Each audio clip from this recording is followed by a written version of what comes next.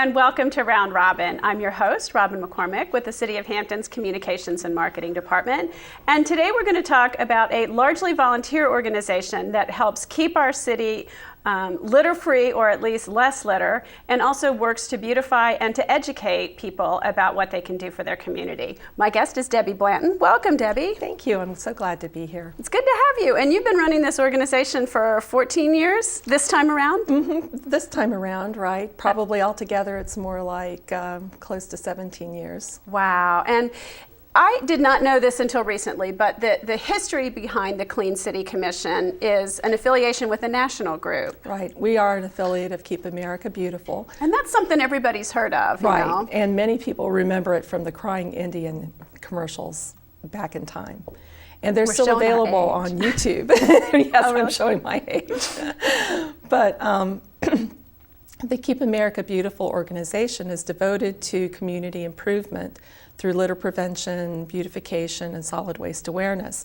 And those are all areas of interest for the Hampton Clean City Commission. And I imagine that's changed over time with more effort now than there would have been, you know, in the 70s and early 80s on recycling and some of the other educational programs. Initially, that you when do. the Clean City started out, we were litter prevention. Mm-hmm. And we decided early on that beautification and litter prevention went hand in hand because studies were showing that beautiful areas were less littered than areas that were not landscaped and aesthetically pleasing. It's like that whole New York subway thing. If you clean up the graffiti, people won't trash it as much because they feel better about it. Right, right. And because there's any attempts you make at improving the aesthetics of a place will also increase community pride and feelings of ownership in the location. And that is, you know, I try to refer back to our community plan, which was designed by citizens and led by citizens. And community pride and the appearance issues were one of the areas that they wanted to focus on and continue to improve on. So tell us,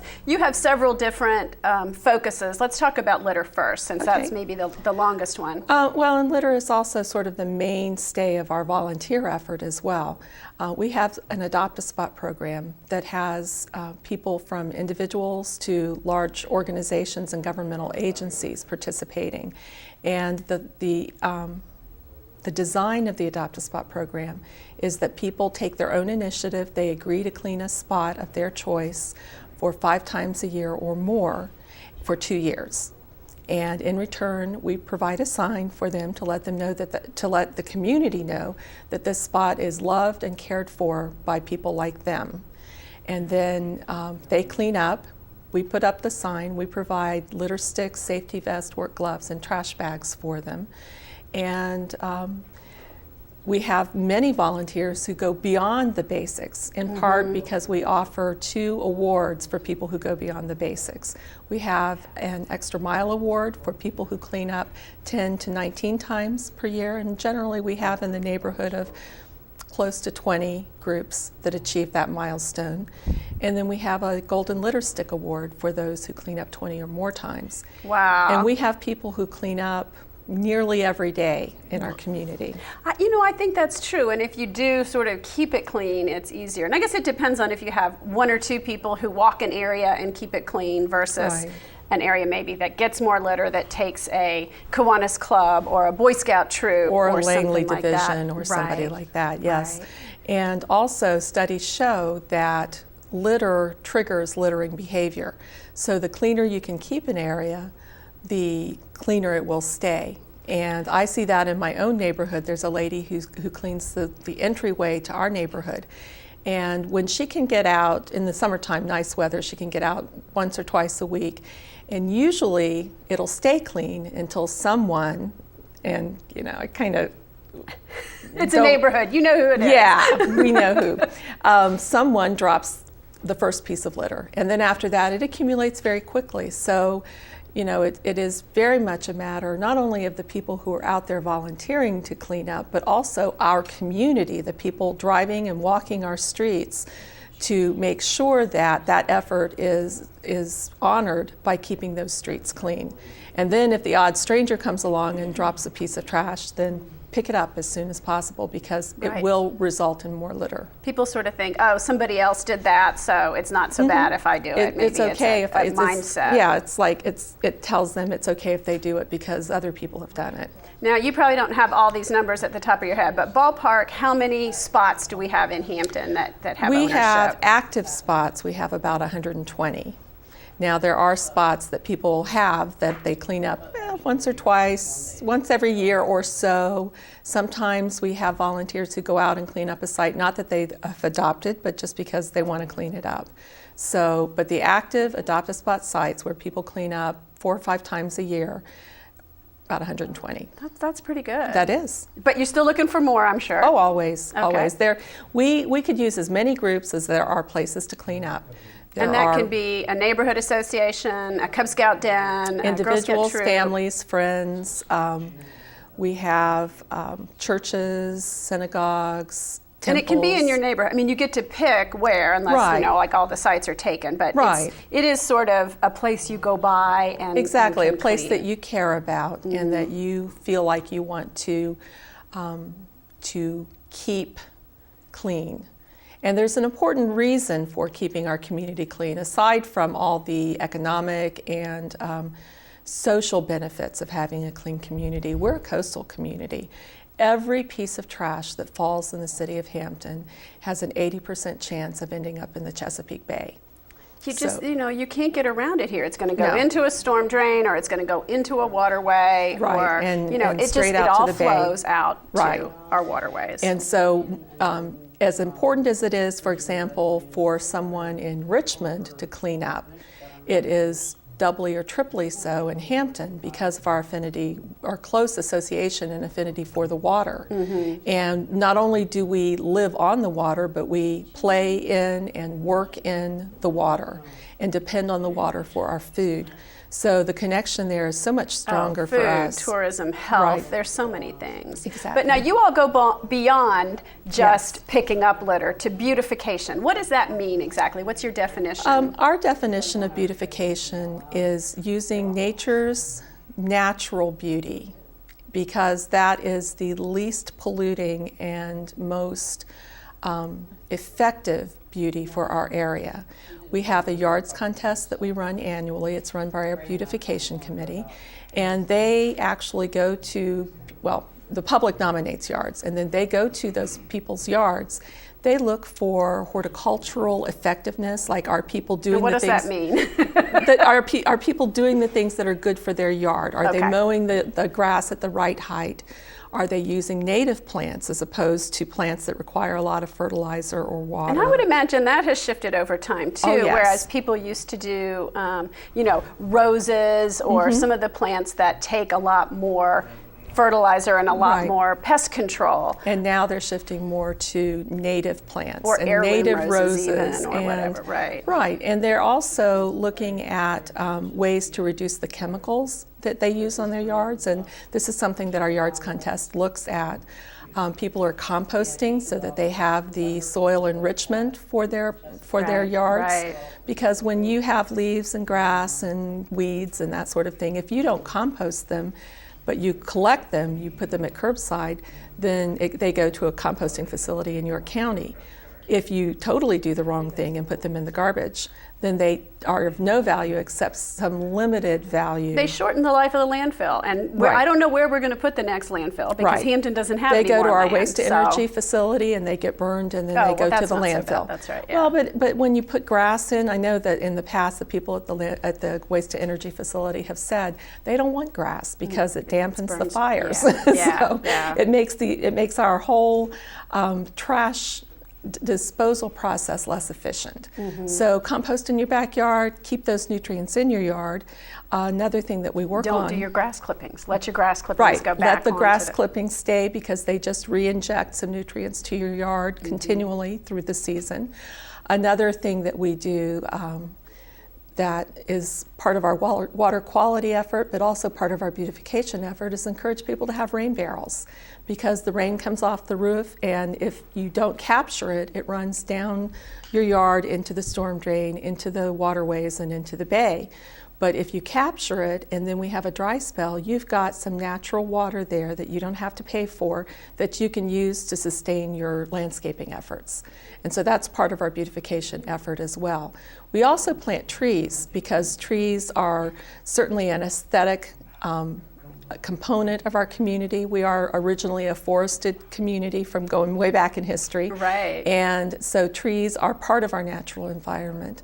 And we encourage people to plant trees. We also engage in tree planting activities. And we also work with schools and other organizations to try to get trees planted in people's homes and even in parks and other places where anywhere a tree can go, we would like to see one go. Because they help hold the soil, they absorb the runoff. There are so many benefits to trees that include the aesthetic properties. Oh yeah, shade, reduced energy costs. I mean, there's a whole lot of things. But it's Beautifying also air too. Yeah, So yeah. I mean, they're just wonderful, wonderful things.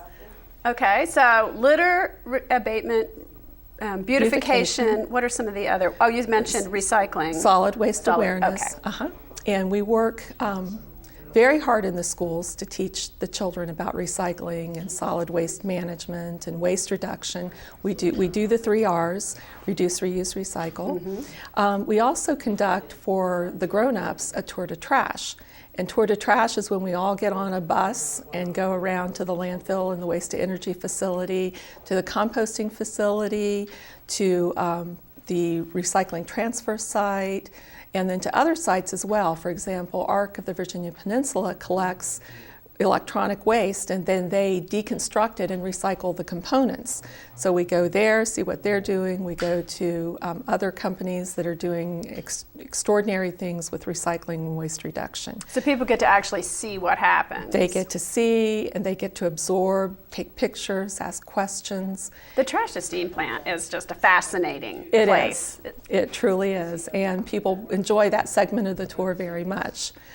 Surprisingly, and people are surprised when we say this, but that's usually where we eat lunch on the tour. They have a conference room, and we go upstairs in the conference room to eat lunch, and it works out well. Yeah, that's great. Yeah. Okay, and water quality, and I'm going to guess that that's a fairly more recent. Maybe not. Well, maybe you guys have been aware of the environment for right. longer We've than been doing the average it for citizen. a long time. What spurred us to add the Water Quality Committee is that the Environmental Protection Agency has a lot of rules and guidelines that we are trying to help the city follow. And so we're trying to define more the activities that we've conducted to improve water quality. We've been doing it all along. All the cleanups that we do contribute to water quality. They keep absolutely. the litter out of the water. Well, even that, you do some that are specifically geared toward Exactly. the waterways. We've been participating. In fact, we were one of the original communities in our area to do a beach cleanup. Our very first beach cleanup was held at Buckrow Beach many, many years ago. So the cleanups are part of it. The education about the rain barrels is part of it because anything that runs off the lawns impacts the bay. Mm-hmm. We have long been educators about the use of household chemicals, the proper use and disposal, and so we're always promoting the city's household chemical collections to make sure people know that that's available to them. We talk about alternatives for some of the chemicals and cleaning materials and that sort of thing. We also try to keep people up to date through our educational efforts on what they can recycle and why they can't recycle something that sort of thing. So we're a real educational point for the community. Now, how do you do all this? How big is your staff, Debbie? Because you guys do a lot. We do a lot. There are 3 staff members in our office. We have a staff assistant who does an awful lot of our volunteer coordination.